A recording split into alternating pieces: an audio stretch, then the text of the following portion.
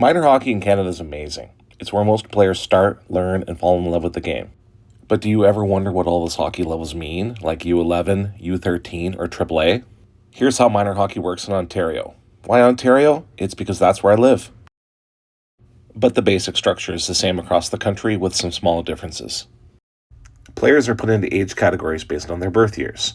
These are called things such as U14 and U9, which means players who were under the age in the title prior to the season starting. For example, a U14 player would be 13 years old at the beginning of the season and turn 14 during the season or in that year. Categories range from U7 all the way to U18 in most places. Hockey Canada oversees all minor hockey associations in Canada. In Ontario, there are three main Hockey Canada members: the Ontario Hockey Federation, or OHF, Hockey Eastern Ontario, or HEO, and Hockey Northwestern Ontario, or HNO. Since Ontario is so large, the OHF subdivides its different members by geography. This map outlines the geographic breakdown of the areas of Ontario. The OMHA is the largest geographical area, spanning all the way from Kingston in the east to Grey Bruce area in the west and as far down south as Niagara Falls.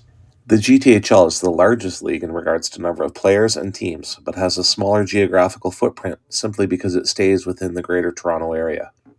The NOHA is in Northern Ontario, and it primarily operates out of North Bay, Sudbury, and Sault Ste. Marie as its three biggest centres, but it covers all other small centres within their borders. The Minor Hockey Alliance of Ontario operates out of Southwestern Ontario with areas such as Windsor, London, and Kitchener. HEO operates out of Ottawa and the surrounding areas, while HNO operates out of Northwestern Ontario, with Thunder Bay being their largest centre. Now, within each age group, players are separated by skill level, from community to elite. Here's the usual order from lowest to highest. House League or Local League. For fun and development, no tryouts. The emphasis is on having fun and participation. House League is always the lowest cost of all the levels. Select or AE, a small step up. Some travel and tryouts, more competitive.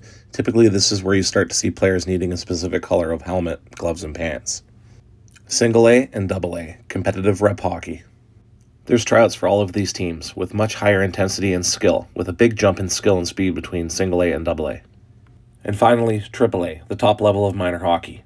Teams are much harder to make. Elite players, heavy travel, and scouts watching at U15 and older.